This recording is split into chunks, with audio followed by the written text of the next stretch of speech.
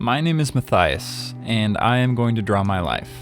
I was born in Woodland Hills, California in 1988. I have an older sister, and 3 years later I got a younger brother, Joey, or as we refer to him on this channel, J-Fred. Before I went to school, some of my oldest memories involved playing with Hot Wheels and Legos. I loved Legos. I didn't actually go to preschool because I had to stay home with my mom. In fact, she actually put me to kindergarten a year later than I should have gone because she wanted just a little more time with each of us. Once I finally went, I was pretty shy and never really talked to anyone. When I was about 5, my brother and I met one of our best friends we would ever have. His name was Trevor, or as we refer to him on this channel, as T-Spence. They had just moved in across the street from us. He had an older sister my age, and I went to school with her.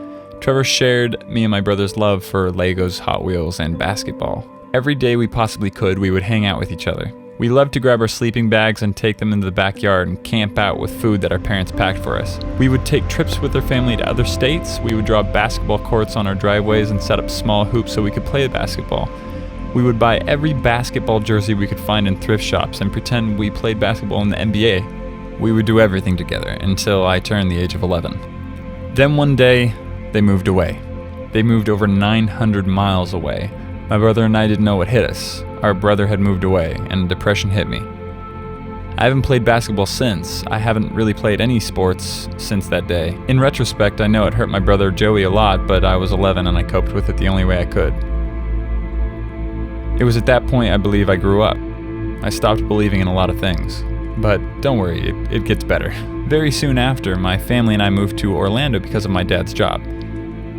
He was an Imagineer at the time, working for Disney on theme parks, designing rides and such. It was only going to be temporary, but me and my siblings resisted. But on the first day, 2 different neighbors came up and introduced themselves, and just like that, we had new friends. We were able to go to Disney World at any point we wanted to since my dad worked for them. It was pretty fantastic. But then we moved back to California. We took a month and drove across the entire country in almost all the states. I loved it. I was in the car for an entire month, but it went by so quick. So we finally got back to California, away from our new friends, back to our old. I was 13 at the time, and a lot of things go on at that age, so you can imagine that the friends I moved back to had changed, and I no longer identified with them. I got into making videos. I was in 9th grade. But after making around 15 videos, I felt no one else cared about it. It was hard to make videos all by yourself, so I stopped. In 10th grade, I found some guys that I identified with. They were in a band. I had never played music before, but I told them I could sing, when in fact, I had never sung before. They let me be in the band anyway. We would play shows where I would literally make up lyrics and melodies on the spot. I can imagine the audiences were confused at best. I really got into music at that point though. I'd started to learn how to play guitar, bass, and piano. It was also at that point when I saw the most beautiful girl I had ever seen. I was running around the track for PE and she was in a different class playing soccer. I couldn't wait for PE regardless of my distaste for sports because I just wanted to get a glimpse of her. Her name was Amanda. Later she tells me a similar story of how she would watch me run across the track to the point where she got distracted playing soccer and someone kicked the ball into her face and how embarrassed she was. Luckily, she said, I didn't see it. So I kept on with music and then slowly realized that high school kids just want to hang out and mess around. I was in it for the music and incredibly frustrated by that. Then I met Michael Bedall.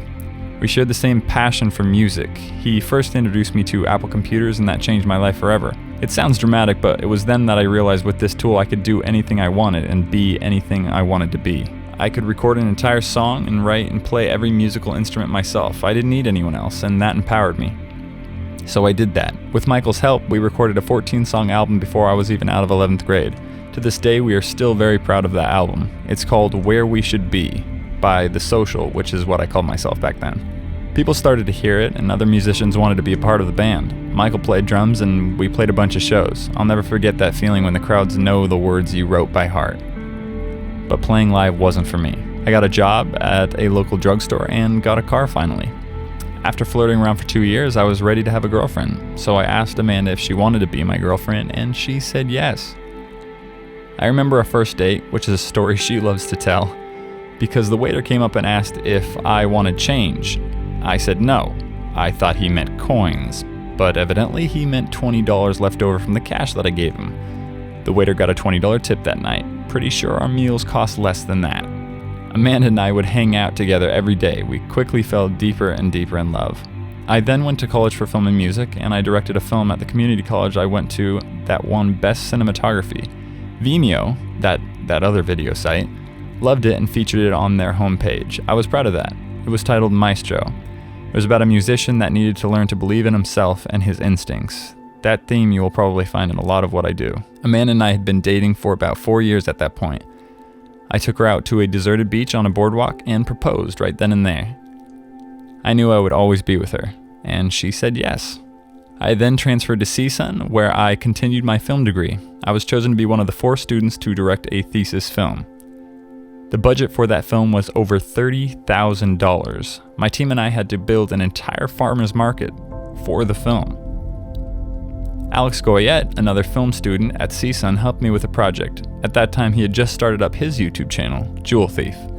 A couple months before I graduated, I was laid off at my job at the drugstore. It was scary and depressing. I was in a bad mindset, but then that's when I decided to start making YouTube videos. It was April of 2012. With the help of Alex, I started my channel Matthias. I've been making YouTube videos on a weekly basis ever since, and I love it. I soon started getting work and making videos for networks and other people for money. I'm about a month away from my wedding with my beautiful Amanda Faye as we speak, and this is where the journey continues.